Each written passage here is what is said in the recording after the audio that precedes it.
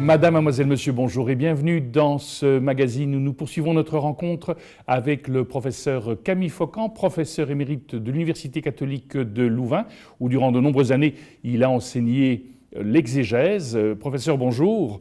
Bonjour. Je voudrais continuer avec votre livre, donc Les paraboles évangéliques, qui parut cette année donc, aux éditions du Cerf, Nouveauté de Dieu, Nouveauté de vie. Ces paraboles, elles nous permettent de mieux comprendre aussi un petit peu cette notion du royaume de Dieu, telle qu'exprimée par le Christ. Je pense que oui, parce qu'il y a plusieurs paraboles qui sont ce qu'on appelle des paraboles du royaume. Ce sont celles qui commencent par « le royaume est comme » ou « le royaume est comparable à un homme qui sort semer », etc. Donc, ces paraboles du royaume, on voit qu'elles sont conçues pour faire comprendre quelque chose du règne de Dieu. Je vais passer de royaume à règne, parce que le basileia toutéou, en grec, peut être rendu à la fois par le règne, dans le sens, si on insiste sur celui qui règne, et par royaume comme l'espace sur lequel il règne. Je crois que dans la plupart des cas, ce terme doit être traduit par règne de Dieu plutôt que royaume de Dieu, comme on le fait souvent. Mais voilà, les deux mots ne correspondent pas. Les deux mots français sont possibles pour le mot grec et il faut respecter cela. Alors, le royaume de Dieu est comparable à et comme. En fait, dans l'évangile de Marc, au chapitre 4, à un moment donné, après avoir raconté la parabole du semeur, il est dit que les disciples interrogeaient Jésus sur le sens de cette parabole. Et avant de leur donner son explication de la parabole, il a une petite phrase où il dit « À vous, le mystère du règne de Dieu est donné, mais à ceux du dehors, tout leur arrive en énigme. » C'est intéressant parce que énigme, c'est un des sens du mot, le mot hébreu pour dire la parabole, c'est le machal. Alors le machal, c'est un terme de comparaison, mais ça peut désigner aussi bien des proverbes, des dictons, des énigmes, des comparaisons, des paraboles. Donc c'est un terme polysémique. Et en fait, le mystère du règne de Dieu est donné et aux autres, ça arrive en énigme. Ça représente comme si on était devant une tapisserie et que ceux qui voient, à qui le mystère est donné, ils voient ce que la tapisserie veut montrer, et les autres, ils regardent derrière et ils voient des trames de fil, et ça reste une énigme totale. C'est un peu cette image-là. Maintenant, c'est une expression très peu habituelle, celle de Marc. « À vous, le mystère du règne est donné ». D'habitude, ce qu'on donne, c'est la connaissance des mystères. D'abord, on parle des mystères au pluriel, sans doute dans la ligne des religions mystères, et on dit c'est la connaissance, l'interprétation qui fait de vous un initié. Vous avez une supériorité par rapport aux autres. Chez Marc, c'est le mystère au singulier, c'est déjà particulier, et il est donné. Ah, et qu'est-ce que je fais avec un mystère? On me donne un mystère, j'en fais quoi? Parce que la connaissance des mystères, ça m'intéresse, dans le monde scientifique dans lequel nous vivons, connaître les mystères de la nature, les avoir déchiffrés, savoir un petit peu, pouvoir faire tout ce qu'on fait à propos de l'humain pour sa santé, etc., grâce aux découvertes qu'on a. Tout le monde comprend ça, que la connaissance de ce qui était mystérieux, c'est intéressant. Mais le mystère est donné. Pourquoi pas la connaissance du mystère est donnée? Eh bien, le mystère est donné, je pense que ce que Jésus signifie par là, c'est que ses disciples qui viennent de l'interroger sur le sens de la parabole se posent des questions. Ça veut dire qu'ils ne pensent pas déjà avoir la solution et être en possession du règne de Dieu. Ils se posent des questions sur l'enseignement parabolique de Jésus. Tandis que ceux qui ne se posent pas de questions, ils croient avoir compris, mais en fait, ce qui est visé reste énigme pour eux. Donc, je pense que ça donne une clé très très intéressante pour savoir à quel point le règne de Dieu, le royaume de Dieu, peut être illustré dans les paraboles. Alors, Marc a consacré tout un chapitre à ces paraboles, son chapitre 4, et Matthieu aussi, chapitre 13, tandis que Luc les a aussi la plupart, mais dispersées un peu partout dans son évangile. Donc, les deux, l'évangéliste Marc et l'évangéliste Matthieu, ont tous les deux conçu un chapitre de parabole. Mais alors, chacun, évidemment, a insisté sur les thèmes qui lui étaient particuliers, sur lesquels il voulait attirer l'attention. Comment est-ce que vous expliquez le fait que justement Marc et Matthieu ont chacun dévolu un chapitre et que c'est plus clairsemé ou parsemé chez Luc? En fait, je n'ai pas d'explication.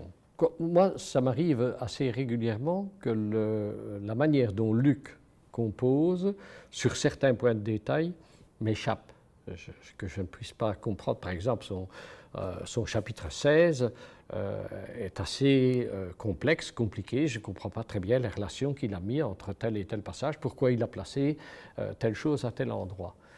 Je comprends mieux que Marc, dont le premier évangéliste, qui a voulu signifier que ce qui est au cœur de l'enseignement de Jésus, c'est le règne de Dieu est proche.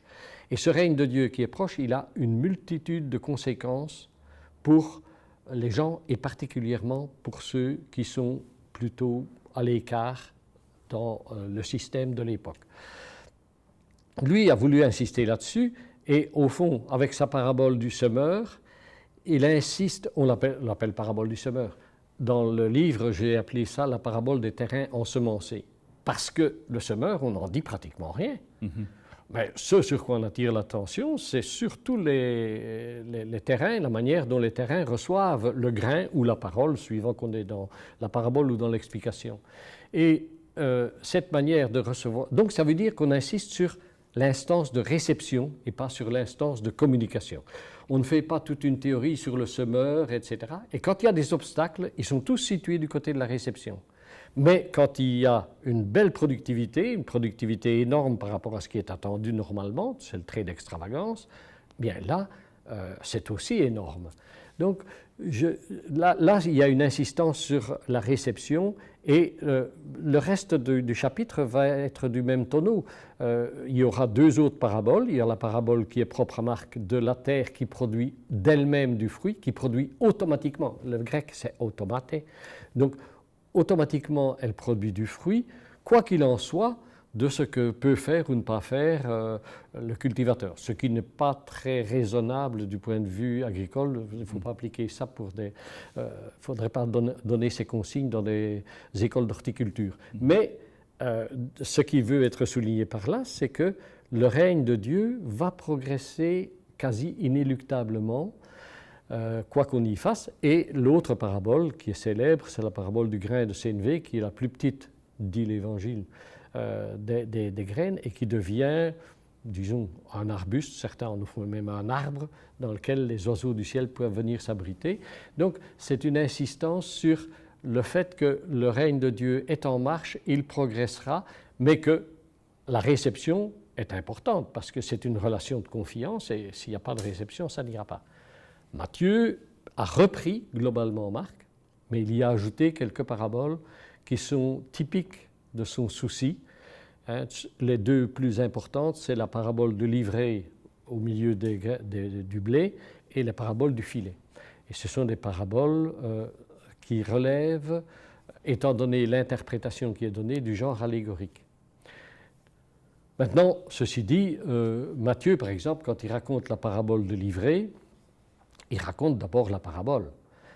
Et dans la parabole, l'attention porte sur un conflit d'interprétation de la situation. Donc on voit bien, il y a un homme qui a semé du blé et pendant la nuit, son ennemi est venu semer de l'ivraie pour qu'il n'ait pas une aussi belle productivité. Et donc, les serviteurs voient cela et ils essayent de persuader le maître d'aller arracher l'ivraie. Et le maître dit non, il n'est pas question, on fera ça à la moisson, sinon vous allez arracher du blé en voulant arracher l'ivraie. Mais ça c'est... Donc le rôle des serviteurs en opposition à la vue du maître est très important. Alors, vous avez un peu plus loin l'explication de la parabole, l'interprétation de la parabole. Et dans l'interprétation de la parabole, c'est une interprétation allégorique. Donc, celui qui sème l'ivraie, c'est Satan, celui qui a semé le bon grain, c'est Jésus, et puis, bon, et ainsi de suite. Mais tous les éléments sont décodés, comme dans une allégorie, mais il y a un personnage de la parabole qui a disparu, c'est les serviteurs.